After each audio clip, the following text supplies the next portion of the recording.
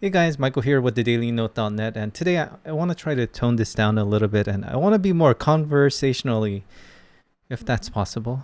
So, today I want to discuss the topic of the trend of smartphone battery life and why I think the manufacturers kind of have it wrong.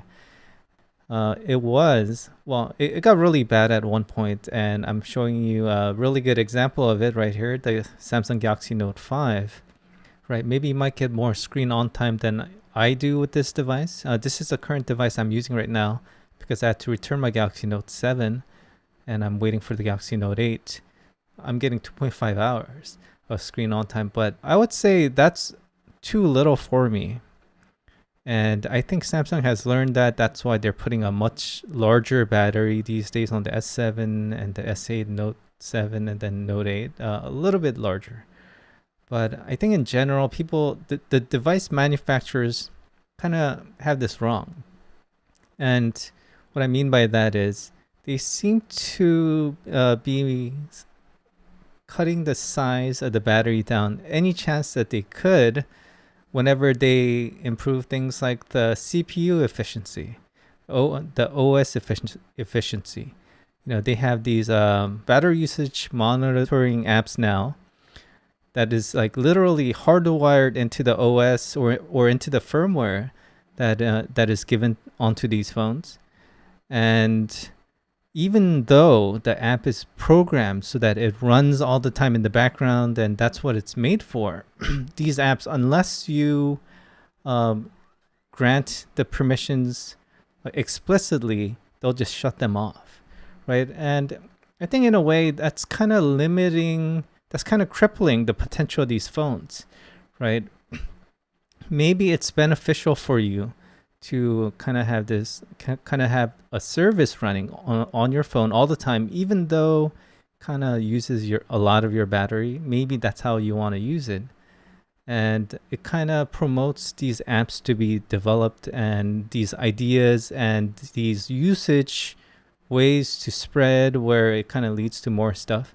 Well, that's kind of getting shut down by these types of apps or these types of practices. They want to increase efficiency of the battery life. So they will, make sure that the background service is killed if it sees that it's using too much battery. And in a way, the smartphone's battery efficiency improves. That kind of gives a manufacturer the reason to make these batteries smaller. And I think they, for design purposes, they want to provide the thinnest and lightest device possible. That used to be, what sold the product in their opinion. But they've kind of, handicapped Android in a way by continuing to make these devices thinner, providing smaller batteries. Because I feel like if the manufacturer is able to make a breakthrough in battery life, say they came up with a different chemical battery that was able to provide twice the amount of battery life.